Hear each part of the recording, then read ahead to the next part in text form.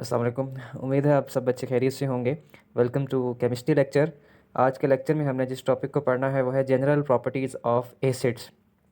इस टॉपिक में topic outlines क्या हैं? In this topic we will discuss physical properties of acids, chemical properties of acids, reaction with different compounds, इनमें से reaction with metals, reaction with carbonates and bicarbonates, reaction with bases, reaction with sulphides and bisulphides and reaction with sulphides.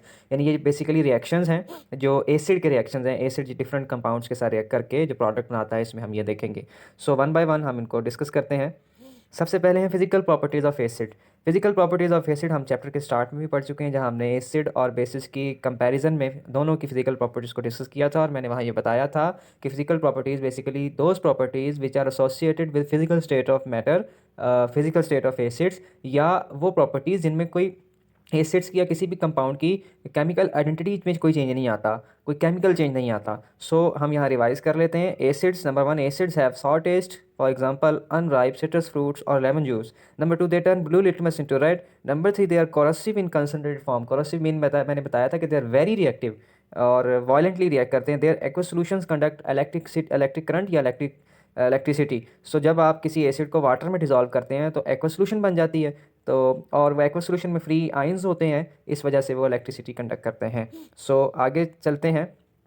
Chemical properties of acid, जो कि हमारा main topic है, जिसमें हमने study करने हैं chemical reactions. In chemical properties of acids we will discuss chemical reactions. हम chemical reactions को डिस्कस करेंगे इसके अंदर, एसिड्स के केमिकल रिएक्शन डिफरेंट कंपाउंड्स के साथ।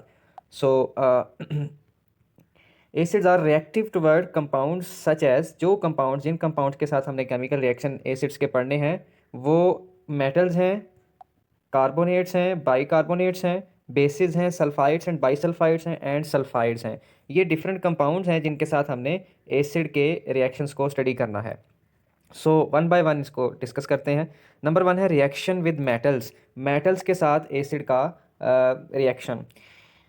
अब हमें यहाँ क्या पता होना चाहिए? हमें ये पता होना चाहिए कि जब भी कोई एसिड किसी मेटल के साथ रिएक्ट करता है तो क्या प्रोडक्ट बनती है। Acid react with metal explosively. Explosively का मतलब है बहुत वायलेंटली रिएक्ट करता है एसिड मेटल के साथ, like sodium, potassium and calcium. यानी इन मेटल्स के साथ एसिड बहुत एक्सप्लोसिवली रिएक्ट करता है। How ever dilute acids win HCl H2SO4 react moderately. यानी एसिड अगर कॉन्सेंट्रेटेड फॉर्म में होगा, अगर एसिड कॉन्सेंट्रेटेड फॉर्म में होगा तो वो बहुत वायलेंटली एक्सप्लोसिवली रिएक्ट करेगा, और अगर वो डाइल्यूट है तो वो मॉडरेटली रिएक्ट करता है with reactive metals like magnesium, zinc, iron, aluminium to form their respective salts with evolution of hydrogen gas. ये आपने ये पॉइंट जहन में रखना है, एवोल्यूशन ऑफ हाइड्रोजन गैस। जब भी कोई एसिड किसी मेटल के साथ रिएक्ट करता है तो हमेशा उसके नतीजे में हाइड्रोजन गैस इवॉल्व होती है। हाइड्रोजन गैस इवॉल्व होती है और उसके साथ साल्ट बनता है, उसके मेटल का साल्ट बनता है। अब देखिए दो रिएक्शंस हैं। जिंक मेटल का रिएक्शन है सल्फ्यूरिक एसिड H2SO4 के साथ, जिंक मेटल का रिएक्शन है। इसमें रिएक्शन में क्या होगा? देखिए दो बातें आपने याद रखनी है। इन दोनों के रिएक्ट करने के नतीजे में सॉल्ट बनेगा, ये सॉल्ट है, और ये हाइड्रोजन गैस इवॉल्व होगी।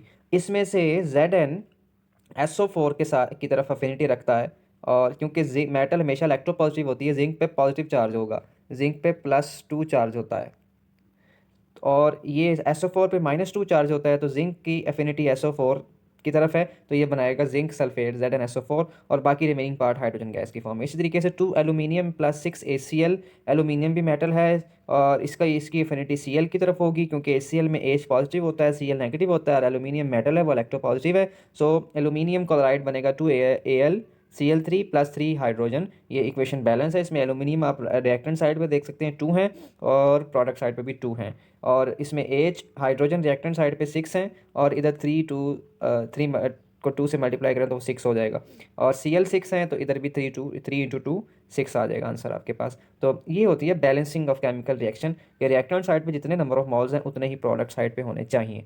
So this is about reaction with metals. आगे बढ़ते हैं। Reaction with carbonates and bicarbonates. Acid का कार्बोनेट और बाइकार्बोनेट के साथ रिएक्ट करना। कार्बोनेट क्या होते हैं? कार्बोनेट ऐसे कंपाउंड है जिनके अंदर CO3 आपको मिलेगा, CO3 जहाँ जिनमें पाया जाएगा, दैट आर कॉल्ड कार्बोनेट्स। और जिनके अंदर HCO3 होता है उनको बाइकार्बोनेट्स कहते हैं। जिनमें HCO3 हो वो दैट आर कॉल्ड बाइकार्बोनेट्स। तो हम एक एक रिएक्शन देख लेते हैं। अच्छा, ये बात भी याद रखिएगा, जिस तरह एसिड मेटल के साथ रिएक्ट करके सॉल्ट और हाइड्रोजन गैस इवॉल्व होती है, सॉल्ट बनता है, हाइड्रोजन गैस इवॉल्व होती है, इस तरीके से जब भी कोई एसिड कार्बोनेट या बाइकार्बोनेट के साथ रिएक्ट करता है तो सॉल्ट तो बनता ही है, लेकिन साथ जो गैस इवॉल्व होती है वो कार्बन डाइऑक्साइड गैस होती है, CO2 गैस इवॉल्व होती है एसिड जब कार्बोनेट या बाइकार्बोनेट से रिएक्ट करता है।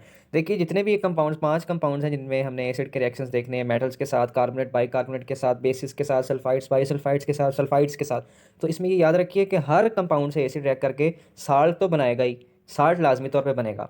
और डिफरेंट चीज़ क्या होगी, किसी रिएक्शन में हाइड्रोजन गैस बन रही है, किसी में CO2 गैस बन रही है, किसी में SO2 गैस बनेगी, तो किसी में वाटर बनेगा। तो ये आपने इससे पहचानना है कि एसिड जब मेटल से रिएक्ट करता है तो फॉर एग्जांपल हमेशा हाइड्रोजन गैस इवॉल्व होती है। So acid react with carbonates and bicarbonates to form corresponding salts with the evolution of CO2 carbon dioxide gas. अब ये रिएक्शन देखिए, CaCO3 +2 HCl, इसमें से कैल्शियम क्लोराइड बनेगा CaCl2, और इस CO3 में से एक CO2 का मॉलिक्यूल इवॉल्व होगा गैस की फॉर्म में, और ये एक ऑक्सीजन यहाँ रह गई है CO3 की, और ये 2 हाइड्रोजन है, वो मिलकर वाटर बना देंगे। इसी तरीके से ये सोडियम बाइकार्बोनेट है, ये HCO3 मैंने आपको बताया था जिन कंपाउंड्स में वो बाइकार्बोनेट्स होते हैं, ये सल्फ्यूरिक एसिड के साथ रिएक्ट करेगा। अब इसमें एक साल्ट कैसे बनेगा, सोडियम की एफिनिटी सल्फेट की तरफ है, तो ये Na सोडियम सल्फेट है। इसी तरीके से CO3 में से CO2 के इवॉल्व हो जाएगी, और ये जो इसका H2 है, ये इस O के साथ रिएक्ट करके वाटर बना देगा, और ये 2 हैं, इसलिए यहाँ पे